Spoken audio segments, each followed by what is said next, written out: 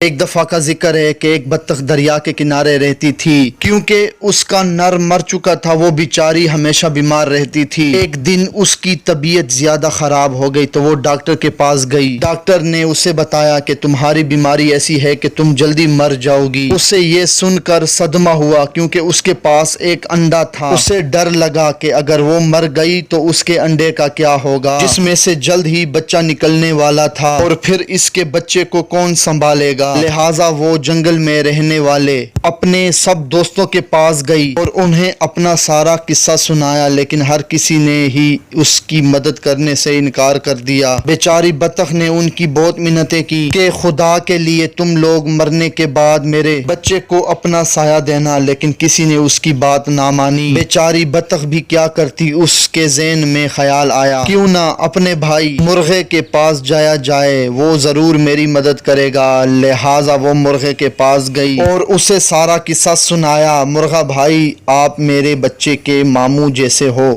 Please آپ میرے بچے کو میرے بعد اپنا سایہ دے دینا۔ مرغا بولا، میں تمہارے بچے کو رکھ لیتا، مگر میری بیگم مرغی یہ بات نہیں مانے گی، لہٰذا مجھے بہت افسوس کے ساتھ کہنا پڑ رہا ہے کہ میں یہ کام نہیں کر سکتا، لہٰذا تم مجھے معاف کر دینا۔ بطخ ادھر سے مایوس ہو کر اپنے گھر واپس آ گئی اور سوچنا شروع کر دیا کہ اب کیا کیا جائے۔ اچانک اس کے ذہن میں ایک ترکیب آئی اور اس نے موقع ڈھونڈ کر یہ کام انجام دے دیا اور خود جا کر ایک درخت کے کنارے بیٹھ گئی۔ اس کے بعد بطخ کی طبیعت اور بھی بگڑ گئی اور ایسی بگڑی کہ اس کی موت ہو گئی۔ جب مرغی کے انڈوں سے بچے باہر نکلے تو ان میں سے ایک بطخ کا بچہ بھی تھا۔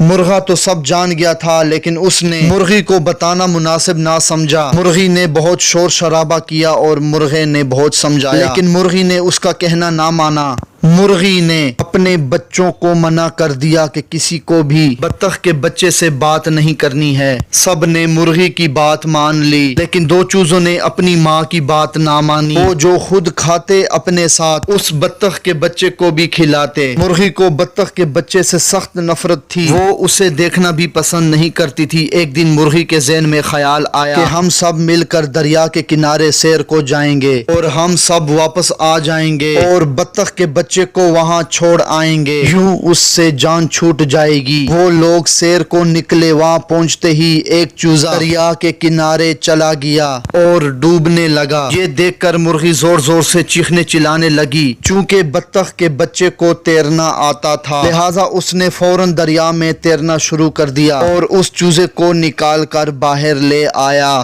مرغی نے جب دیکھا تو اسے اپنے سلوک پر بڑی شرمندگی ہوئی اور اس نے بطخ کے بچے سے معافی مانگ کر اسے اپنا بیٹا بنا لیا۔ اس طرح سے وہ سب ہنسی خوشی رہنے لگے۔ دیکھیں بچوں، کیسے بطخ کے بچے نے مرغی کو بچایا اور کیسے اس کا بھلا ہوا۔ اسی لیے کہتے ہیں کہ کر بھلا سو ہو بھلا۔